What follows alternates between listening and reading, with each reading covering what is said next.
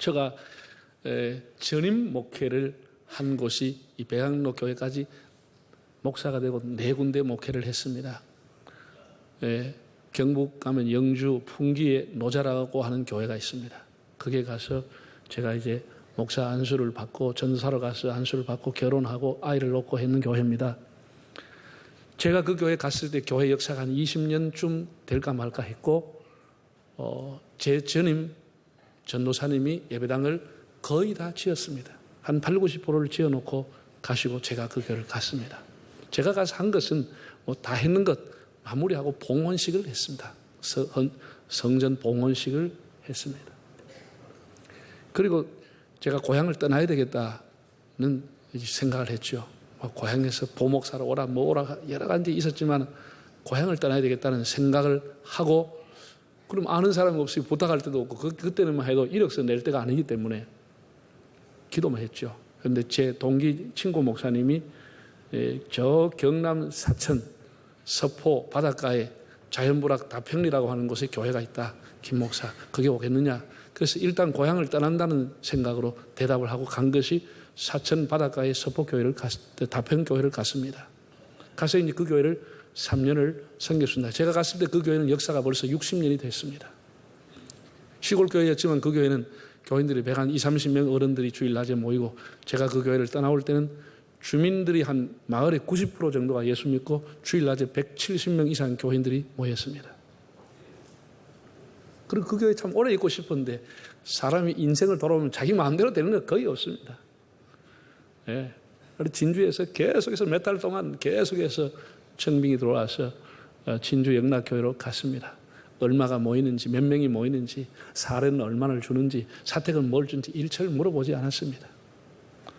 공중의 새를 먹이신 하나님이 어디 가도 주겠다 그렇게 하고 결심하고 이제 참 우여곡절을 끝에서 진주로 갔습니다. 가보니까 가서 한참 후에 그 교회가 전세 들어 있는 줄 알았습니다. 새 들어 있고 또 교인들은 뭐 한 50명 전 어른들 한 40, 50명 정도 이렇게 어른들이 모였습니다. 그 교회 역사가 9년째였습니다. 9년째 제가 4번째 담임 목사로 갔으니까 그 개척교회가 얼마나 어려웠으면 2년에 한 번씩 목사가 바뀌었겠습니까? 거기에 가서 이제 하나님 은혜로 예배당을 짓고 뭐 처음에는 교회는 건축 봉헌 제가 지은 것은 아니지만 마무리하고 봉헌했죠. 두 번째는 다평교회는 가서 제가 교육관을 지었죠. 세 번째 영락교회는 가서 제가 예배당을 지었죠. 그리고 우리 배양교회로 왔습니다. 왔는데 제가 얘기하고 싶은 건 이겁니다. 제가 목사가 돼서 34~5년을 목회했지만 목회하는 동안에 희년을 맞이하는 교회가 우리 교회가 처음입니다. 희년을 맞이하는 교회. 그러니까 목회자가 평생을 목회해도 희년을 맞이하는 교회 목회하기 어렵습니다. 쉽지 않습니다. 네. 여러분이 교회에 많이 이렇게 신앙생활 하시고 뭐 교회를 옮겨오신 분도 계시지만은 역사가 오래된 교회에서 오신 분들은 희년을 경험할 수 있습니다. 그러나 희년을 교인들도 희년을 자기 시대에 맡기가 결코 쉽지 않습니다. 희년을 맞이했다고 하는 것 얼마나 축복인지. 네. 우리가 교회 생활하면서 두 가지 큰 교인 전체가 받는 축복인데 하나는 교회가 건축을 할 때 교회가 온 성도들이 하나님 앞에 은혜와 복을 받습니다. 교회도 복을 받습니다. 두 번째는 희년을 맞이할 때 교회가 엄청난 은혜를 받고 교회가 또 업그레이드 되어집니다. 그래서 우리가 그동안 뭐 희년이라고 하는 것은 대충 여러분이 들었을 겁니다. 왜? 희년을 안 맞이했기 때문에 희년을 잘 모릅니다. 대충 희년은 대충 막 이런 것이다라고 들었는데 성경은 뭐라고 가르치는지 오늘 한번 공부를 해보려고 합니다. 희년이라고 하는 용어의 뜻, 단어의 뜻을 먼저 한번 생각해 보겠습니다. 8절에서 10절까지를 다시 한번 읽어보겠습니다. 너는 7 안식년을 계수할지니 이는 7년이 7번인 즉 안식년 7번 동안 곧 49년이라. 7째 달 여흘날은 속죄일이니 너는 뿔나팔 소리를 내되 전국에서 뿔나팔을 크게 불지며 너희는 50년째 해를 거룩하게 하여 그 땅에 있는 모든 주민을 위하여 자유를 공포하라. 이 해는 너희에게 희년이니 너희는 각각 자기의 소유지로 돌아가며 각각 자기의 가족에게로 돌아갈지며. 자, 50년 해를 희년이라고 하고 자유를 공포하고 돌아가라. 이것이 희년의 의미입니다. 하나님이 이스라엘 백성에게 한 주간의 일회째가 되는 날을 안식일로 정해서 쉬라고 했습니다. 안식일 제도를 하나님이 제정했습니다.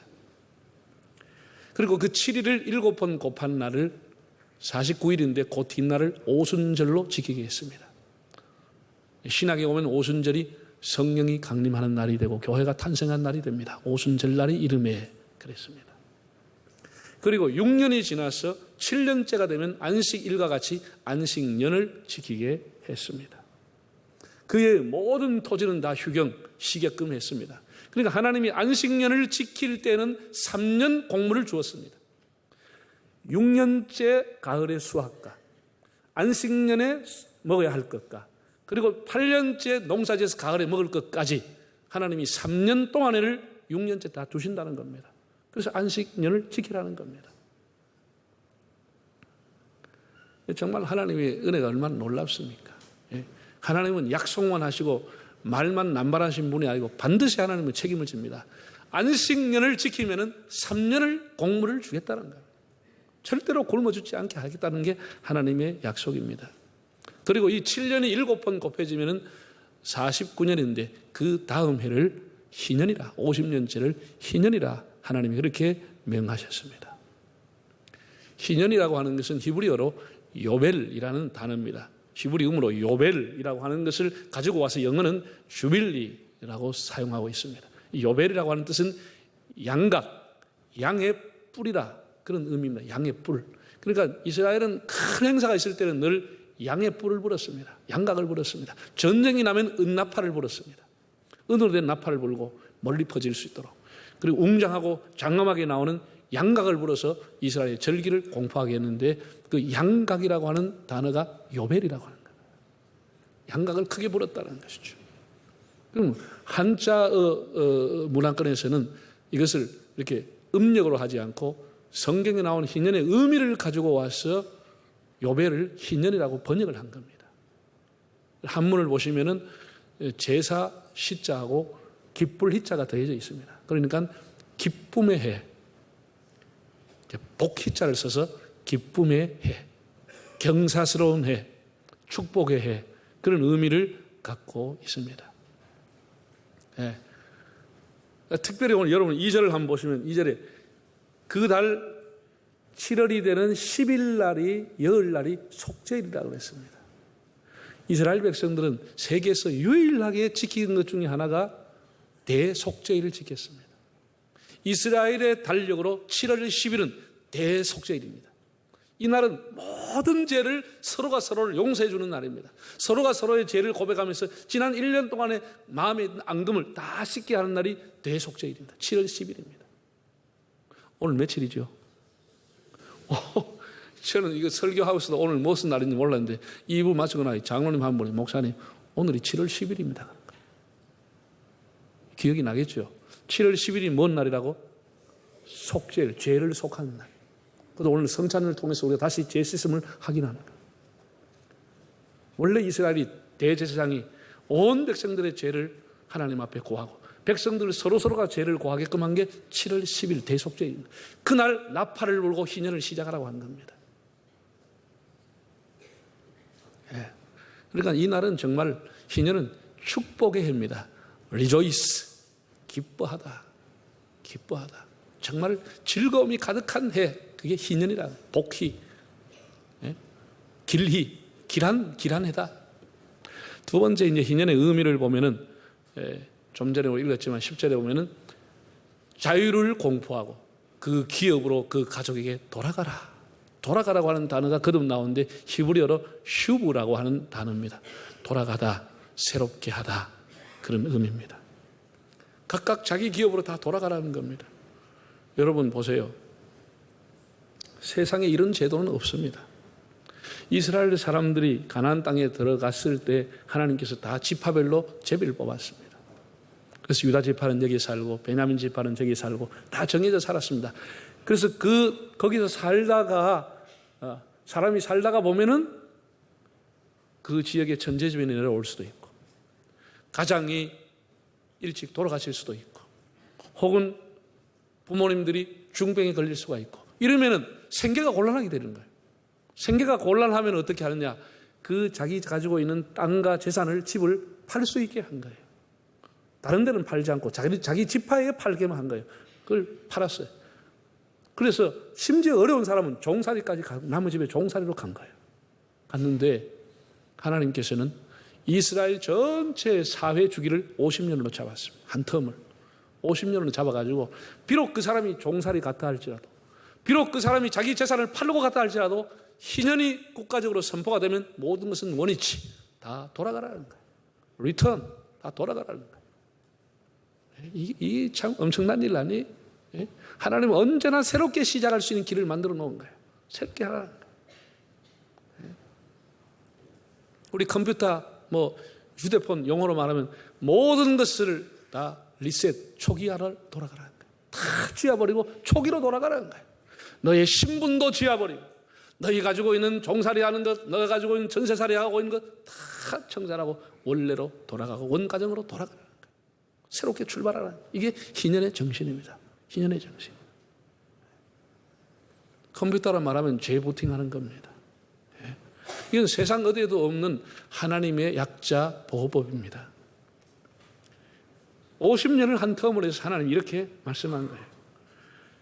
모든 사람에게 기회 균등, 모든 사람이 다시 평등선에 서서 출발할 수 있도록, 가난이 절대로 대물림되지 아니하도록 모든 사람에게 새로운 출발의 기회, 종살이가 자식들에게 대물림되지 않도록 50년이 되면 다 원위치로 돌아가라는 것이죠. 이게 하나님의 법입니다.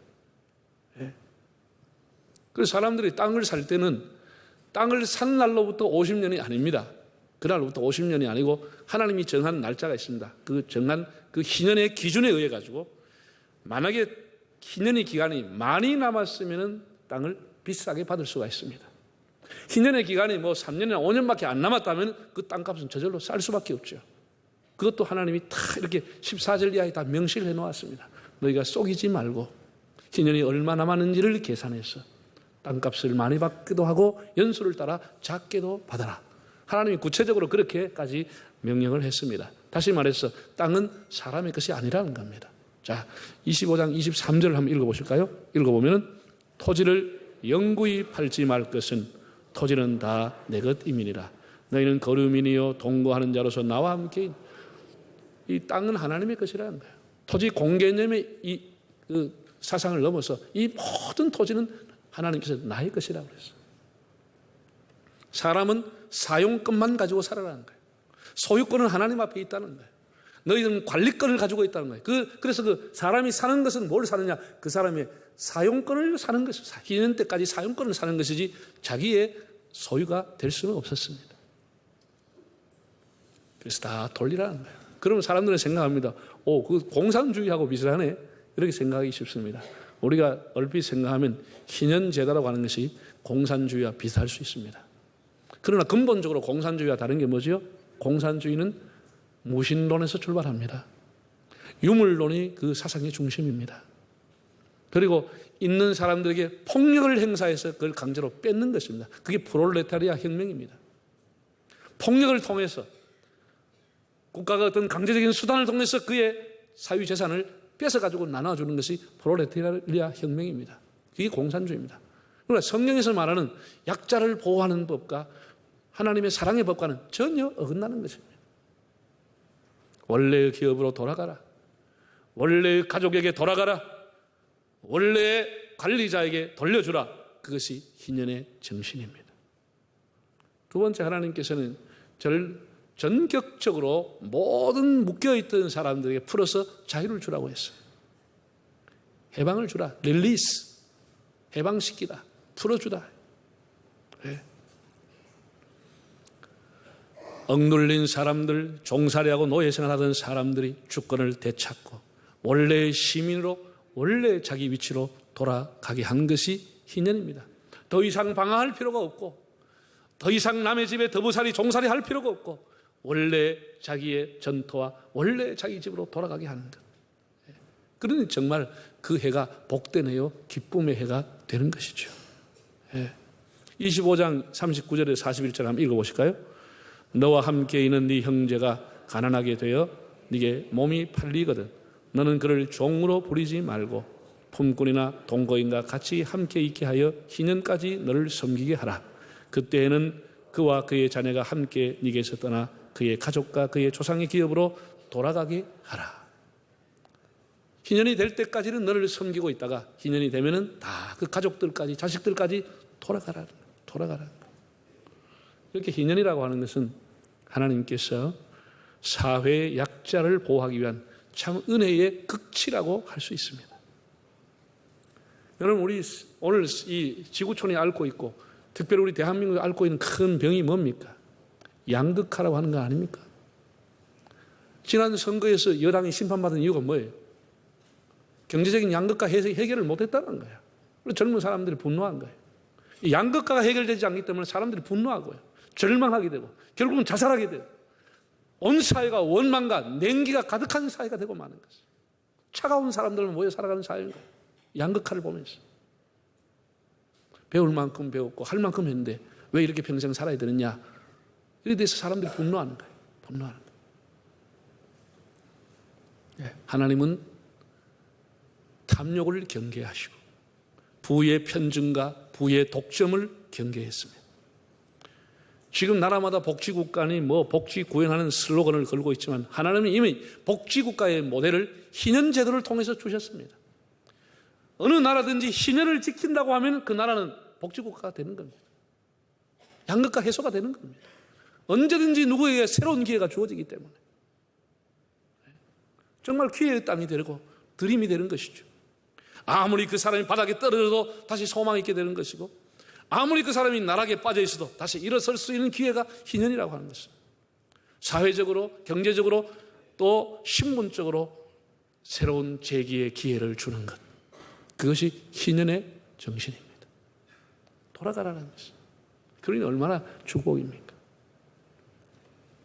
세 번째는 희년의 영적인 의미입니다. 두말할 필요 없이 희년의 영적인 의미는 하나님 앞에 돌아오라는 것입니다. 하나님 앞에 돌아오는 해. 방황하지 말고 하나님 품에 돌아오라. 하나님 앞에 다시 시작하라. 회개하고 다시 출발하는 해가 희년이라고 하는 해의 의미입니다. 누가복음 4장을 보면은 예수님이 이 땅에 오셔서 공생애를 시작하시면서 하셨던 첫 설교가 기록되어 있습니다. 사람이 어디든지 첫 설교, 첫 메시지, 취임사, 이거 굉장히 중요하잖아요. 첫 설교가 무엇이냐? 누가복음 4장 18절 19절 한번 읽어보겠습니다.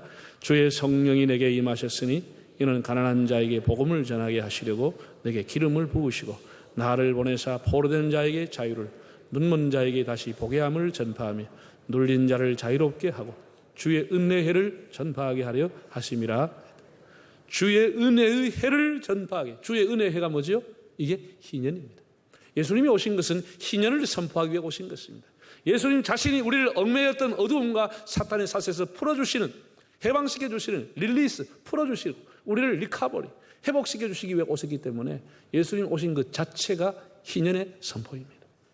그래서 예수님 스스로도 희년을, 은혜의 해를 선포하게 하려 왔다, 이렇게 말씀을 했습니다. 이것이 희년의 축복입니다. 우리가 하나님 앞에 돌아가는 해가 희년입니다. 교회가 아무리 여러 가지 행사를 많이 한다 할지라도 내 자신이 하나님의 말씀과 하나님 앞에 돌아가지 않으면 그 희년이 아닙니다. 하나님 앞으로 돌아가는 것이죠. 여러분, 지금 우리 사회의 심각한 문제 중에 하나가 이런 겁니다. 보세요. 은행에서 빌린 것, 또 카드 회사를 통해서 빌린 것, 또 심지어 사채로 빌린 것, 이래가지고 사람들이 갚지 못하니까 자연스럽게 신용불량자가 되어버렸습니다. 신불자, 신용불량자가 되면은 거의 사회생활, 경제생활 거의 못합니다. 이것이 위험하다는 거예요. 우리 가소비를 한다든지 함부로 남의 보증을 써주고 이러면 신용불량자가 되고 나면 사회생활 거의 못합니다. 왜? 카드를 하나 낼 수 있습니까? 자기 이름으로. 못 내죠. 휴대폰 하나 못 삽니다. 휴대폰도 못 삽니다. 은행 더 이상 대출 받을 수도 없습니다. 그러니까 사회생활 꽉 막혀버리는 거예요. 우리나라가 어느 정도까지 와 있나 하면 우리나라의 신용불량자가 102만 명입니다. 100만 명이 넘었습니다. 그리고 이 사람들이 은행권에만 받은 금융대출이 130조가 넘었습니다. 이 사채는 얼마나 빌렸는지도 모릅니다. 은행권에 빌리는 것만 지금 연기돼서 못 내는 것만 130조가 넘었습니다. 근데 국가가 이건 심각하다. 그 중에 70% 이상이 다 20대, 30대 젊은 사람들이에요. 사회생활을 겨우 시작하는 청년들이 이렇게 하니까 이건 아니다. 이렇게 해서 국가가 특단의 대책을, 참 모랄 해저들에 빠진다는 그런 비난을 받으면서도 국가가 특단의 대책을 만든 것이 신용회복제도입니다. 이건 아니다. 신용을 회복시켜주자. 그래서 그 사람을, 그 개인 파산 신청을 받고 그 사람의 부채가 얼마인지를 정확하게 파악하고 심사를 해서 워크아웃 제도를 만들어서 그 사람을 탕감을 시켜주는 거예요. 빚을 탕감시켜준다든지, 아니면 완전히 면제시켜준다든지, 아니면은 이 사람에게 그동안 은행으로부터 연기시켜가지고 갚을 날짜를 연기시켜준다든지, 이게 이제 워크아웃 아닙니까? 그 하는 목적이 뭐죠? 개인을, 신용을 회복시켜서 사회활동을 정상으로 하게끔 해주는 제도입니다. 회사도 그렇고 개인도 그렇고, 그리고 워크아웃 제도라고 하는 겁니다. 리커버리 크레딧, 그 사람의 신용을 회복시켜준다. 이런 것이 다 어디서 나왔죠? 따지고 따지면 이런 회복이라고 하는 게 거의 다 50년 희년 제도에서 나온 겁니다. 희년이라고 하는 것이 그 사람을 원상대로 회복시켜주는 겁니다. 정상으로 살 수 있도록 회복시켜주는 것이 희년입니다. 예. 뭐 26, 7대 대학생이 아버지가 뭐 한다고 보증서 가지고 아버지가 사업 실패하는 걸 얘가 평생토록 사회활동 뭐 하게. 그러니까 이런 것을 다 막아서 다시 출발할 수 있게끔 새롭게 시작할 수 있게 해준 것이 신용회복입니다. 희년이라고 하는 히브리어로 뭐라고요? 요벨이라. 이 음력을 가져와서 영어로서는 주빌리, 요즘 뭐 주빌리 구국기도회, 주빌리 뭐 선교단체 주빌리가 많이 씁니다. 예. 주빌리. 50년이 되는 한문으로 말하면 복희, 길희라고 하는 뜻인데 기쁨의 해다, 그런 뜻입니다. 희년의 의미를 제가 4가지 R로 설명을 드렸습니다. 처음에는 뭐 한다고요? 사람들이 기뻐하는 해다. rejoice, 기뻐하는 해. 두 번째는 return, 돌아오다, 돌려주다. 다 돌려주는 거예요. 원래로 돌아가는 것이에요. 세 번째는 release, 풀어주는 거예요. 석방시키고 해방시켜주는 거예요. 종살이, 신분 다 풀어주는 거예요. 네 번째는 recovery, 그 사람을 원상으로 회복시켜주는 것이에요. 세상에 이런 제도가 어디에 있습니까? 이게 희년이라고 하는 거예요. 희년이라고. 이게 얼마나 축복입니까? 특별히 내년은 1517년 종교개혁이 일어났던 500년이 되는 해입니다. 우리 교회로서는 50주년 희년을 맞이하게 되겠습니다. 종교개혁 10번째 희년을 맞이하게 됩니다. 굉장히 의미가 있다고 봅니다. 우리가 어디로 돌아갈 것인가? 어디로 돌아갈 것인가? 소위 말해서 그동안 매너리즘에 빠져있던 우리의 신앙을 다시 하나님 앞에 돌아올 수 있는 기회로, 우리의 식어버린 열정을 다시 첫 열정과 첫사랑을 회복하는 해로, 우리의 사명감을 다시 처음으로 돌아가고 초심으로 돌아가는 해로, 다시 겸손히 하나님 앞에 서는 해로, 다시 하나님의 말씀 앞에 돌아오는 해가 될 수 있기를 바랍니다. 그것이 희년의 축복입니다. 그래서 희년을 맞이하는 교회와 그 개인들이 축복이라고 하는 것이죠.